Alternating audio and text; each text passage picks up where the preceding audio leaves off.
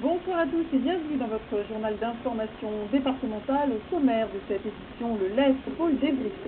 Sans papier et pourtant salariés, sont des dizaines à bloquer depuis vendredi dernier leur lieu de travail, la blanchisserie industrielle Modellus à Chille-Mazarin. 1000 classes en France n'ont pas besoin de s'entraîner comme un fou pour réussir, il suffit de s'entraîner intelligemment. C'est depuis plusieurs années le credo de Véronique Billat, une scientifique qui se penche de très près sur les performances sportives au sein du LES, le laboratoire d'études de la physiologie de l'exercice. Aujourd'hui, ce laboratoire qui a acquis une renommée internationale, inauguré ce matin au Génopôle d'Evry ses niveaux locaux, plus grands et mieux équipés, en présence de Jean-François Lamour, le ministre des Sports. Un reportage d'Antoine Schmitt. Petite séance de footing sans trop d'intimité pour Aurélien. Devant les photographes et le ministre des Sports, Aurélien Raphaël, médaillé de bronze au championnat du monde junior de triathlon. Pendant son effort, des capteurs enregistrent toutes sortes de paramètres physiologiques.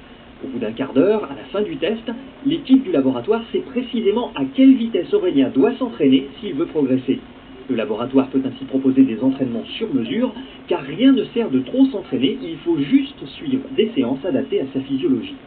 Ne pas s'entraîner vraiment tête baissée, courir, c'est vraiment essayer de courir intelligemment et puis essayer de se fatiguer le moins possible, on va dire.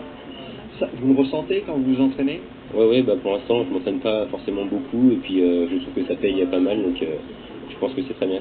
Tous les sports à dominante énergétique comme sont le vélo, la course à pied, on a tendance à passer sur des stratégies d'entraînement en volume en disant plus je vais faire de kilomètres, plus je vais être bon en compétition.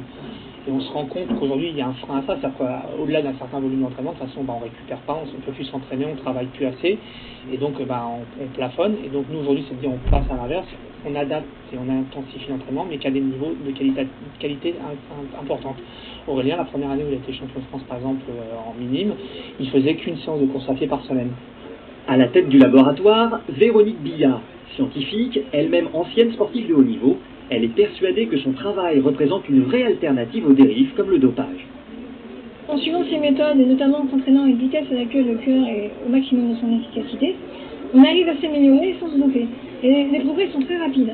Et pour ça, il n'y a pas besoin de se doper. En plus, les diétés sont durables.